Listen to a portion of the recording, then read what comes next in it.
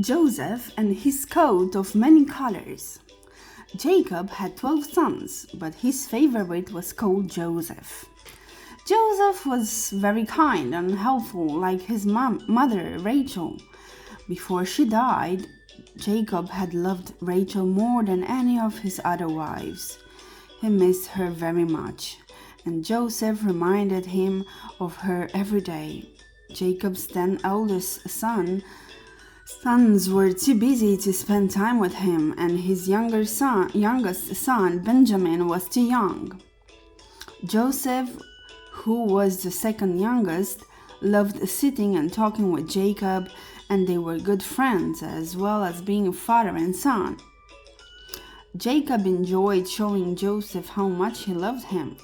One day he bought him a special coat, woven in bright, beautiful colors to keep him warm while he and his older brothers looked after the sheep on the hills.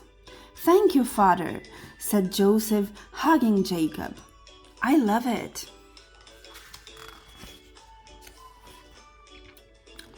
Joseph's brothers felt jealous because Joseph was their father's favorite.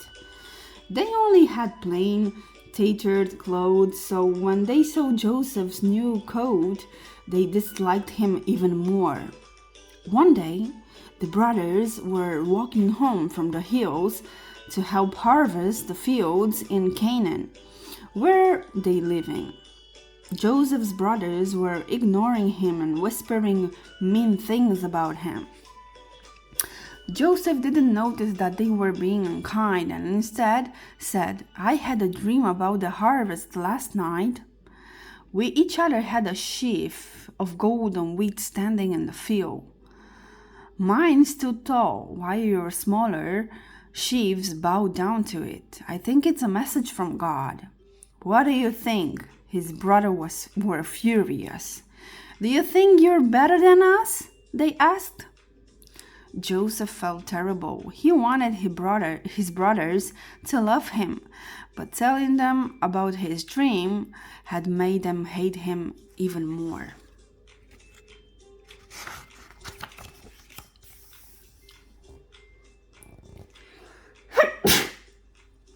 A short time later, Joseph had another dream that he couldn't understand. This time he decided to tell his father and his brothers about it when they were all together at home. Perhaps his father would know what it meant. "I had another dream last night," Joseph said one evening, trying to ignore the angry looks from his brothers. "This time the sun and the moon and 11 stars in the glittering night sky were bowing down to me. What could it mean?" His brothers were even more angry than before, and his father frowned too. "Do you think that your brothers and I will come and bow down to you?" Jacob asked. Joseph didn't dare to say any more, and Jacob didn't mention it again, but he didn't forget about Joseph's strange dream.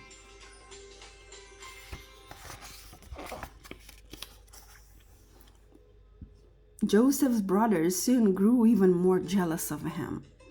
They left him out of everything and wanted to punish him for being their father's favorite. One day, when Benjamin was at home and they were out looking after the sheep, Jacob sent Joseph to find out where his brothers were doing. When they saw Joseph coming in his colorful coat, they felt more angry than before. If only we could get rid of him," said one brother. "We could say a wild animal killed him," said another. The others agreed. They hated Joseph so much that hurting him didn't seem like such a bad thing to do. Only Reuben, Joseph's eldest brother, tried to stop them. "No, we shouldn't kill him. We'll throw him down the well instead," he said. Secretly, Reuben thought he could rescue Joseph later when the others had calmed down.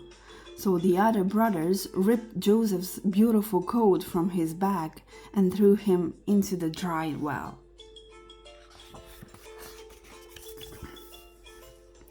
While Reuben was busy tending to the sheep, the other brothers saw a group of travelers called Ishmaelites coming their way. One of the brothers, Judah, had an idea. "We won't gain anything from killing Joseph," he said. "Let's sell him instead." So the greedy brothers heaved Joseph out of the well and sold him for 20 pieces of silver. Shocked and hurt, Joseph was taken away from his home and his family.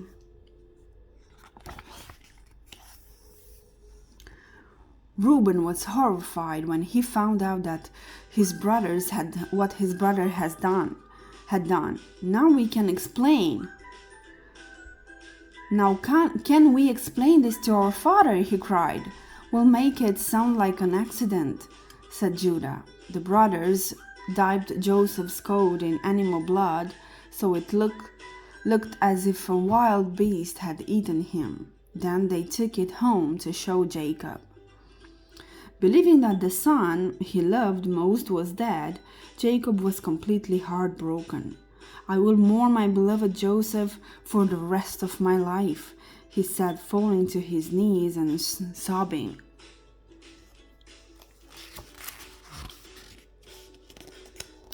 Joseph was taken far away to Egypt and sold to a man named Potiphar as a slave.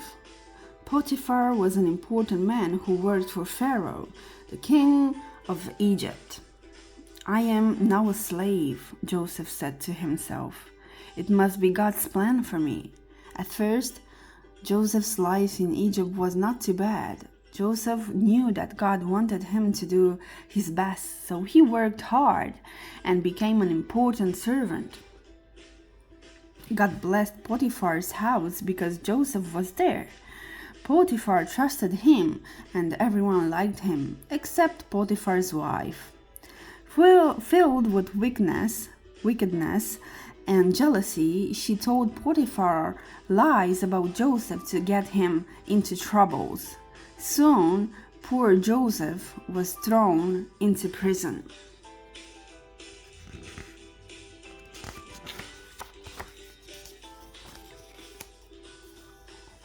But Joseph did not feel alone in prison because God stayed with him. He made friends with the other prisoners too. One day, Joseph heard two prisoners talking worried voices. They were Pharaoh's butler and baker, and they had each other a strange dream the same night. "I know what people's dreams mean," said Joseph. "May I try to help?" "I dreamt I saw a vine with 3 branches heavy with ripe grapes," the butler said. "I squeezed the juice from the grapes into Pharaoh's cup." "That's simple," said Joseph. "In 3 days, Pharaoh will set you free." Next, the baker told Joseph his dream.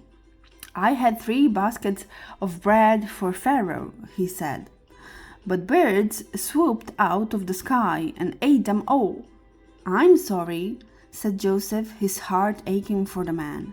"In 3 days, Pharaoh will have you killed." Before long, everything that Joseph said came true. 2 years later, Pharaoh dreamt that 7 fat cows came out of the river Nile.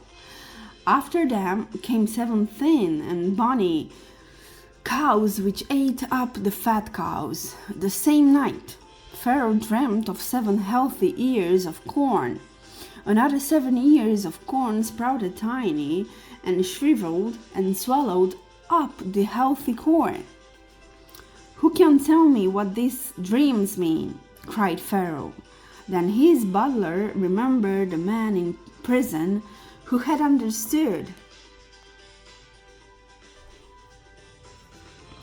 people's dreams and foreseen him being set free.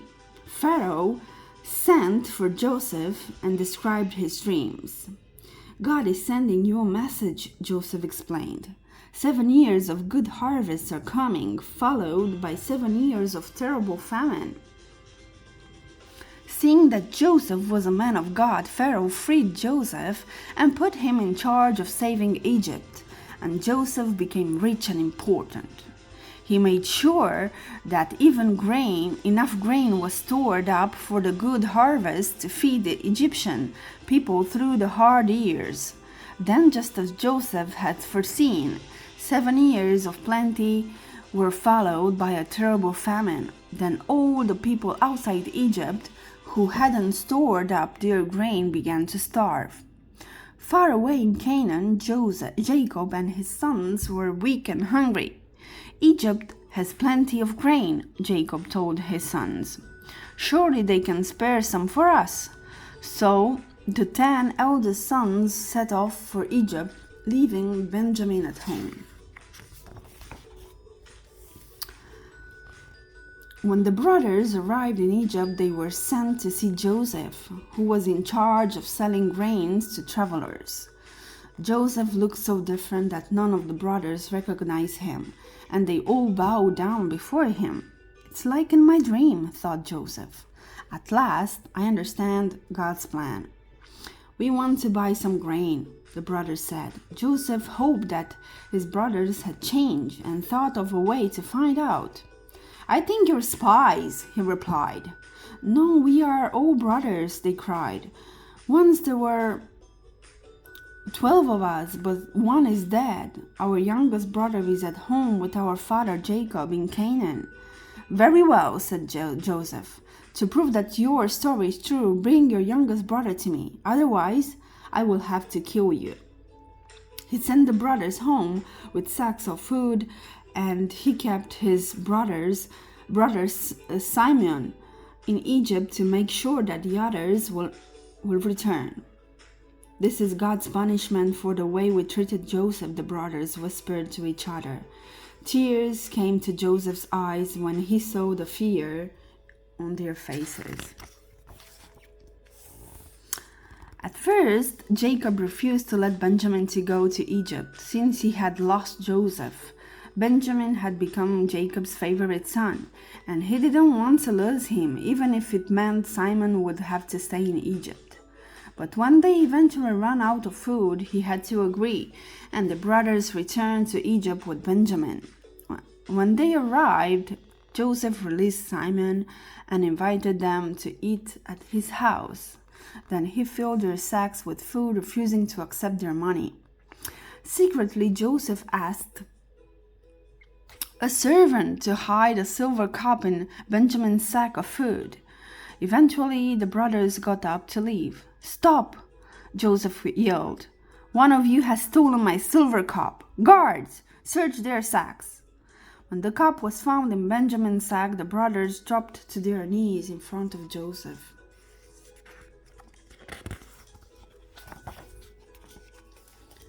"Please, imprison one of us instead," they begged. "Losing Benjamin will break our father's heart." Joseph listened to them plead for Benjamin's life and knew for certain that they had changed. Tears rolled down Joseph's cheeks as he kneeled down beside his brothers. "Don't you recognize me?" he whispered. When Joseph's brothers finally realized who he was, they felt so shocked and ashamed that they couldn't speak. But Joseph smiled at them. He knew that this was all part of God's plan. "I forgive you," he said. Trembling, his brothers rose and hugged him. Then Joseph asked them to return to Canaan to tell Jacob the good news. "Bring your families and all your animals back to Egypt," he said. "I will give you the best land here." When Jacob heard that Joseph was alive, he could hardly believe it. It wasn't until he was standing in front of his beloved son that he knew it was true. "Father!" cried Joseph, his heart bursting with joy. They wrapped their arms around each other and cried happy tears. God had brought them back together at last. Jacob settled comfortably in Egypt in the region of Goshen and lived to a great age.